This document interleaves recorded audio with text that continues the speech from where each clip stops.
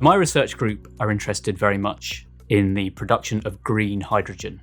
Hydrogen is seen as a potential fuel for the future.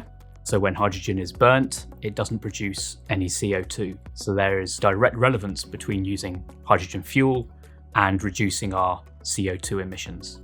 My group is interested in developing new catalytic materials for production of hydrogen.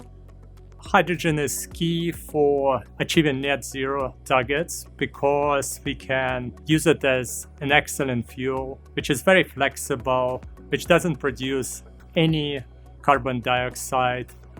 It can be used and deployed in transportation. We can heat our homes, we can power our homes. The barriers to the use of hydrogen at the moment are all technological and to do with the efficiency and the cost of systems for producing hydrogen, and also systems that can then take that hydrogen and burn it effectively in order to produce power. When it burns, it just produces water. There is no carbon dioxide, and it's essential for decarbonizing the economy. But the main challenge, of course, where the hydrogen comes from, at the moment it comes from fossil fuels, and this is not optimal solution. That's why in my group we work on electrolyzers. And electrolyzers are devices that can split water with the help of renewable electricity into elemental parts, oxygen and hydrogen. That means the electrolyzers can produce hydrogen which is absolutely green and can be deployed directly in all these beautiful applications what I mentioned before. Renewable power tends to be very intermittent, so sometimes the wind blows, sometimes it doesn't, sometimes the sun shines and sometimes it doesn't. And this means that any device that you would connect to that power supply for making hydrogen would be operating in constant stop-start mode. And with a traditional electrolyzer that you could buy at the moment, what a stop-start operation does is it causes degradation of the expensive components inside that electrolyzer.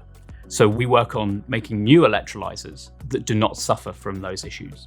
In order to scale them up and have as many electrolyzers as possible to produce as much hydrogen as possible, it is essential to make them cheaper and make sure that they last very long.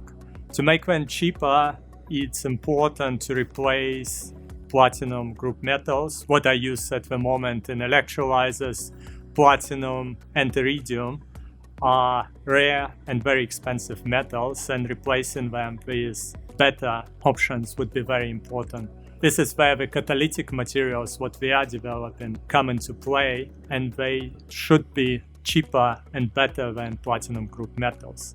So there's a tremendous push now in order to bring our carbon dioxide emissions down to zero.